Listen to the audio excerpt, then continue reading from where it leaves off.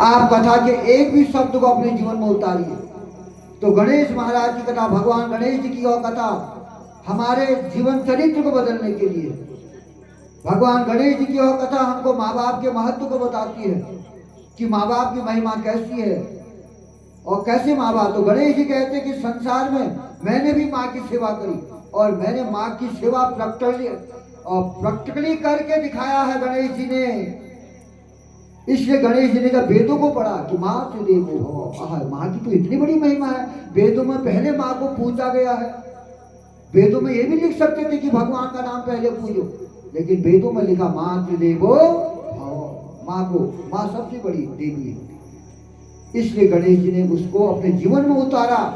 तो हमारे पुराण शास्त्रों के एक शब्द को भी यदि हम अपने जीवन में उतार लें तो हमारा जीवन पलट जाएगा, उलट जाएगा।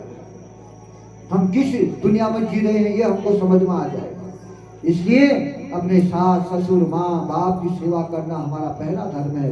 यही हमारा पुराण की कथा हमको बताती है, जगाती है। तो गणेश जी ने भी अपनी माँ की सेवा करी, अपने माँ बाप की सेवा करी और माँ की कृपा से गणेश जी जगत पूज्य हो गए। इसलिए दुनिया को कहते हैं, अरे दुनिया वालों, मेरी कथा बाद में सुनना, मेरे चरित्र को सुन करके अपने जीवन में उतारो। मैंने भी माँ की सेवा करी, माँ की पूजा करी, इसलिए मैं जगत पूज्य हो गया हूँ और किसी से नहीं हुआ। माँ की कृपा से मैं संसार में सबसे पहले पूजा जाता हूँ। बोले गणपति भगवान की। ऐसे हमारे भोलेनाथ का गृहस्थाश्रम है। भगवान शिव जी ने भी गृहस्थाश्रम को स्वीकार किया। तो गृहस्थाश्रम, कौन सा देवता ऐसा है जो गृहस्थाश्रम में नहीं गए थे? तो गृहस्थाश्रम हमारा बेड़ा पार। परसों मैंने गृहस्थाश्रम की महिमा बताई। तो गृहस्थाश्रम में रह करके हम सत्कर्म करें, माँ बाप की सेवा करें, सारे तीर्थ उस घर में प्रकट हो जाते हैं। गृहस्थाश्रम तो इतना बड़ा आश्रम है।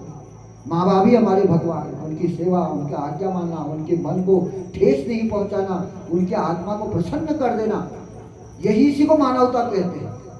इसलिए घर में रह करके दानव मत बनो, मानव बनो। घर में ही सारे तीर्थ, सारे देवता प्रकट हो जाएंगे। तो भगवान शिव जी ने गृहस्थाश्रम के विषय में बताया। इसलिए गृहस्थाश्रम में रह करके, गृहस्थाश्रम को इसलिए भगवान शिव जी ने भी स्वीकार किया। अब शिव जी के परिवार में माता पार्वती और 2 पुत्र हैं। शिव जी का एक ऐसा गृहस्थाश्रम है, ऐसा दिव्य गृहस्थाश्रम है भगवान शिव जी का, जिनके घर में हमेशा शांति रहती है, हमेशा शांति। देखो, वैसे तो आए दिन गृहस्थाश्रम में कुछ न कुछ कलह होते रहता है, लेकिन भोले बाबा के घर में हमेशा शांति रहती है। उनके भी बच्चे हैं, उनकी भी पत्नी है, गृहस्थाश्रम, लेकिन शांति रहती है। अब हम लोगों के घर में भी गृहस्थाश्रम जो है, कभी न कभी कुछ न कुछ टेंशनबाजी, हल्ला गुल्ला, चिड़चिड़ापन, ये सब हो ही जाता है। लेकिन भोले के गृहस्थाश्रम को देखो, वहां हमेशा सुख और शांति है। क्यों है? क्योंकि शिव जी के सिर में गंगा जी विराजमान है। जिसके सिर में गंगा जी विराजमान होंगी वहां हमेशा शांति रहेगी। अच्छा, गंगा किसे कहते हैं? गंगा का मतलब है ज्ञान। ज्ञान कहाँ रहता है? खोपड़ी में। इसलिए शिव जी के माथे पर गंगा है, गंगा माने ज्ञान है। तो जिसके यहाँ ज्ञान भरा होगा, शिव जी के यहाँ भक्ति और ज्ञान हमेशा रहता है। ज्ञान और भक्ति जिसके घर में होगा वहां कभी अशांति नहीं होगी। तो सज्जनों, शिव जी हमको हमेशा संदेश देते हैं कि जहां ज्ञान और भक्ति का वास होता है, जिस घर में ज्ञान और भक्ति का वास होता है, पार्वती जी हैं भक्ति का प्रतीक। पार्वती जी कौन है? भक्ति। या देवी सर्वभूतेषु भक्ति रूपेण संस्थिता नमस्तस्यै नमस्तस्यै नमस्तस्यै नमो नमः। पार्वती जी हैं भक्ति, शिव जी हैं ज्ञान। तो जब ज्ञान और भक्ति जिसके घर में रहेंगे उसके घर में हमेशा शांति रहेगी। तो भक्ति है प्रेम का प्रतीक। तो जहां ज्ञान और भक्ति रहती है वहां हमेशा शांति विद्यमान रहती है। जिस घर में ज्ञान और भक्ति का वास होता है वहां मनुष्य की तो कौन कहे, पशु भी आपस में बैर को भूल जाते हैं। जिसके घर में शिव की पूजा होती है, देवी की पूजा होती है, भक्ति और ज्ञान है, तो वहां कभी आपस में क्लेश नहीं होगा।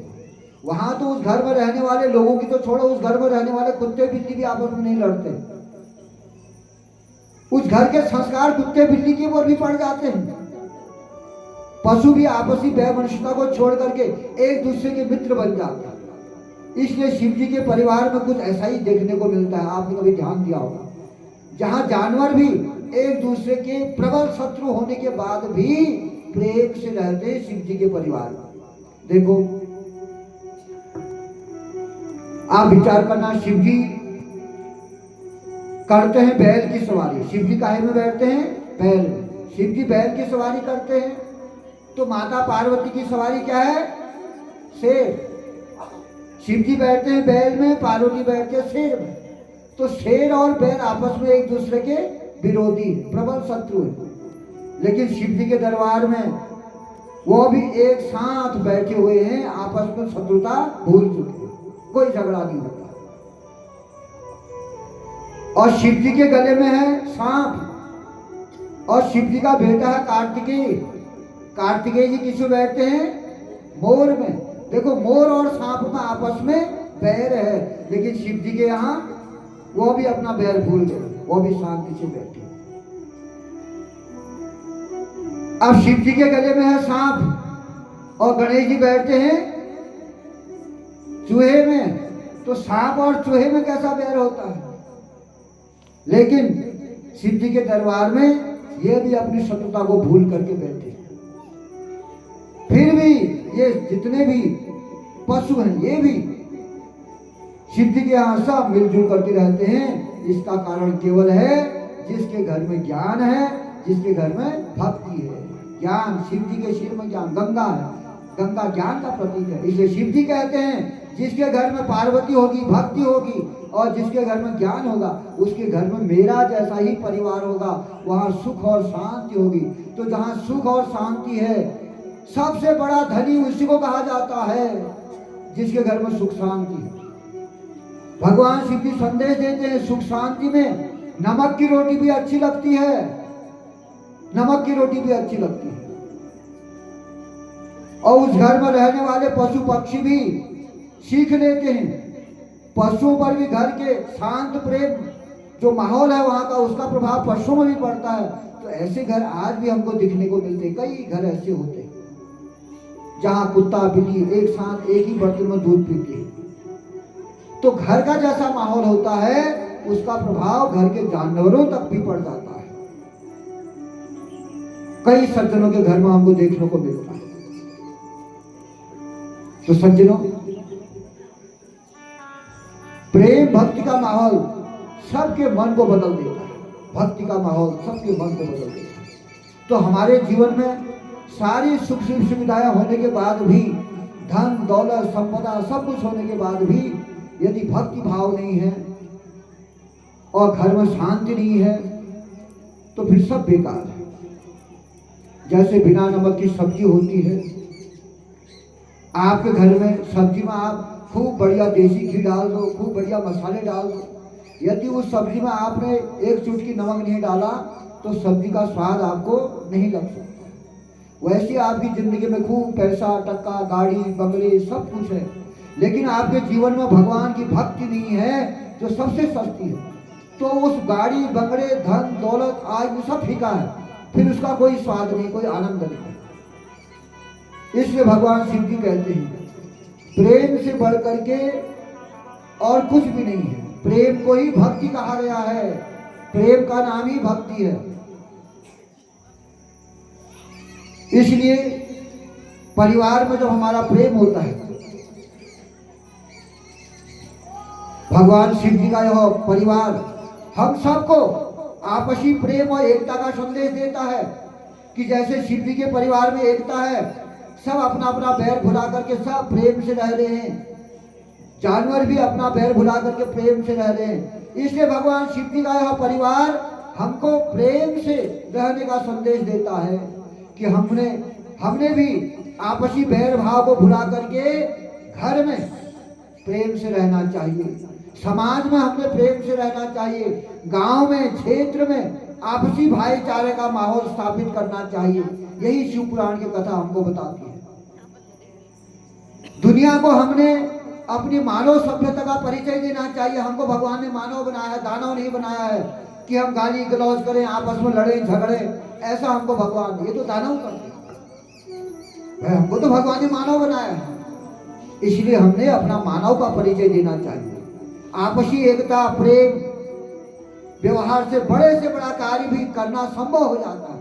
जब हमारा आपस में प्रेम होगा, आपस में हमारी एकता होगी। संघे शक्ति कलियुगे, कलियुग में एकता में ही बहुत बड़ी ताकत होती है।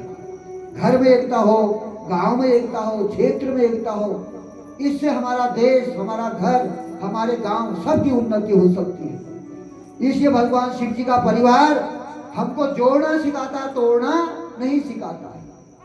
एक दूसरे की बुराई करना, गांव में उसकी बुराई करना, उसकी बुराई करना, ये खाली तोड़ने की बात है। इससे होता क्या है? इसलिए जो जोड़ना सीख जाता है वही भगवान का भक्त है, उसी को मानव भी कहा जाता है। आप जरा ध्यान देना, जिस घर में भाई भाई, देवरानी जेठानी सब आपस में मिलजुल करके रहते हैं, भरा पूरा परिवार रहता है, कितना अच्छा लगता है वहां उस परिवार में। दुख सुख में एक दूसरे की मदद हो जाती है। जिस घर में प्रेम होता है, सब आपस में मिलजुल करके रहते हैं, वे लोग भाग्यवान हैं जिनका परिवार अभी भी एक है। तो इससे अपने कुल खानदान का नाम भी रोशन होता है। और आपके परिवार में एकता है, भाई भाई मिलजुल करके रहते हैं, देवरानी जेठानी सब भाई बंधु मिल करके रहते हैं, तो बाहर का आदमी आंख उठा करके नहीं देख सकता आपको, आंख उठा करके हिम्मत नहीं करेगा। वो कहेगा बोला इसके तो परिवार में बड़ी एकता है। और जहां घर में देवरानी जेठानी आपस में लड़ रही है, भाई भाई से लड़ रहा है, रात दिन मार काट हो रही है, हल्ला गुल्ला हो रहा है, ऐसे परिवार में जहां प्रेम ही नहीं है, जिस परिवार में आपस में ही प्रेम नहीं है, रात दिन गाली गलौज और पति पत्नी में गाली गलौज, लड़ाई झगड़ा हो रहा है, भाई भाई से लड़ रहा है, बाप बेटे से लड़ रहा है, अब उस परिवार में तुम भगवान की भक्ति कैसे कर सकते हो? बताओ, हो सकती है वहां भगवान की भक्ति? जिस घर में प्रेम है, शांति है, वही भगवान का वास होता है। और जिस घर में शांति नहीं है, जिस घर में प्रेम नहीं है, वहां भगवान का वास कभी नहीं हो सकता। इसलिए पहले घर में भाईचारा, प्रेम होना चाहिए, आपस में हमारा प्रेम होना चाहिए, तब जाकर के हमारा यज्ञ, हमारा कार्य सफल हो सकता है। अब आपस में ही लड़ेंगे, आपस में झगड़ा करेंगे, तो कैसे हमारी यज्ञ पूजा पाठ सफल होंगे? इसलिए सज्जनों, शिव पुराण की कथा हम सब लोगों को एक होने का संदेश देती है।